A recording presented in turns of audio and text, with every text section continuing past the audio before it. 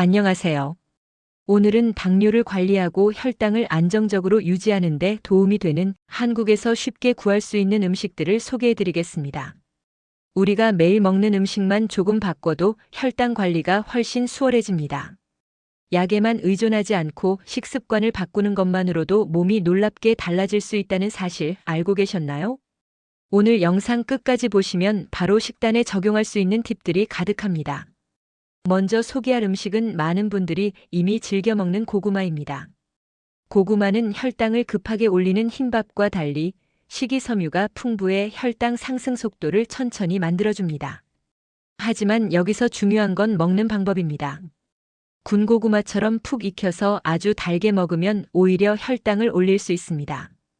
가능하면 찐 고구마나 삶은 고구마처럼 자연스러운 단맛으로 즐기고 한 번에 많은 양을 먹기보다는 작은 크기의 반개 정도로 나눠 먹는 것이 좋습니다.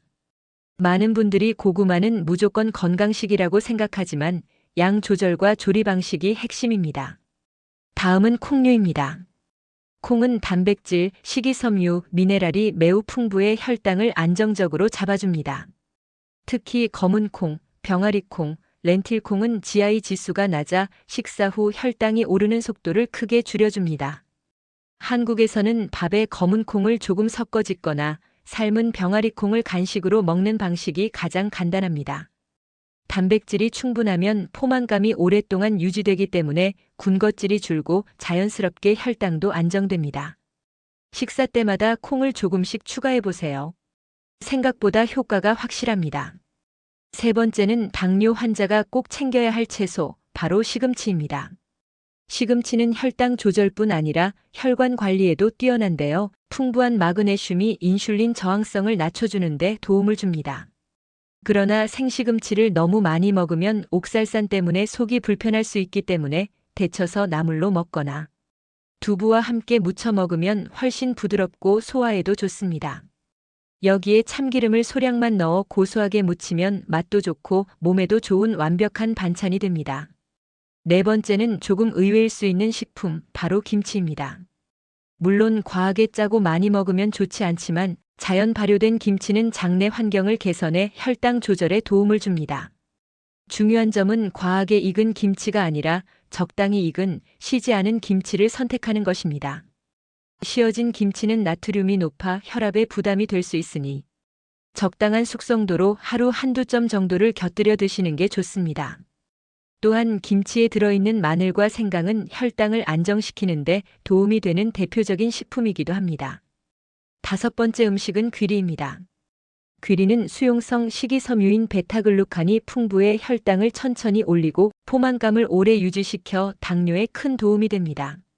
한국에서도 요즘 마트나 온라인에서 쉽게 구할 수 있기 때문에 아침에 우유나 두유에 타서 먹거나 밥에 2030% 정도 섞어 드시면 됩니다. 중요한 건 너무 많은 양을 한꺼번에 넣지 않는 것입니다. 처음에는 소량부터 시작해서 점차 비율을 늘려가는 것이 가장 좋습니다. 여섯 번째는 견과류입니다. 특히 아몬드와 호두는 혈당을 직접적으로 낮추지는 않지만 혈당이 급격하게 오르는 것을 막아주는 역할을 합니다. 단 견과류는 칼로리가 높기 때문에 하루에 아몬드 10알, 호두 23쪽 정도가 적당합니다. 공복에 과도하게 많이 먹으면 오히려 혈당이 올라갈 수 있으니 반드시 적당량을 지키는 것이 중요합니다. 식사 30분 전에 견과류를 소량 섭취하면 과식을 막아주어 혈당 관리에 큰 도움이 됩니다. 그리고 당뇨 환자에게 특히 중요한 음식이 있습니다. 바로 식초입니다. 식초는 혈당 상승 속도를 늦추고 식사 후 혈당을 완만하게 유지하는 데 도움이 됩니다.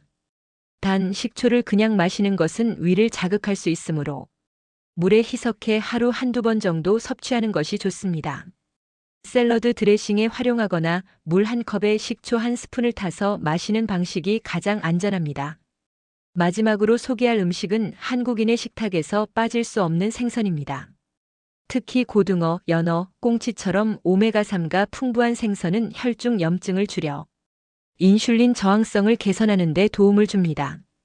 구워 먹거나 조림으로 먹어도 좋지만 조림을 할 때는 설탕을 과하게 넣지 않도록 주의해야 합니다. 생선을 일주일에 두세 번만 챙겨 먹어도 혈당뿐 아니라 심혈관 건강에도 큰 도움이 됩니다. 오늘 소개한 음식들의 공통점은 어렵거나 특별한 식품이 아니라 우리 주변에서 쉽게 찾을 수 있는 재료들이라는 것입니다. 하지만 중요한 건 무엇을 먹느냐보다 어떻게 먹느냐입니다.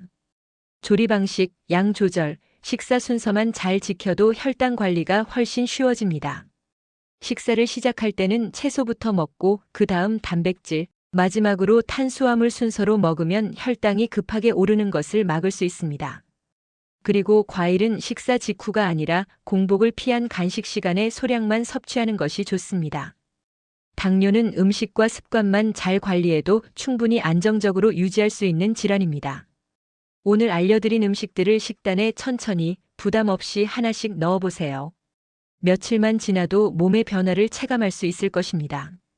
앞으로도 건강을 지키는 식습관과 생활 팁을 꾸준히 알려드릴 테니 도움이 되셨다면 구독과 좋아요 부탁드립니다.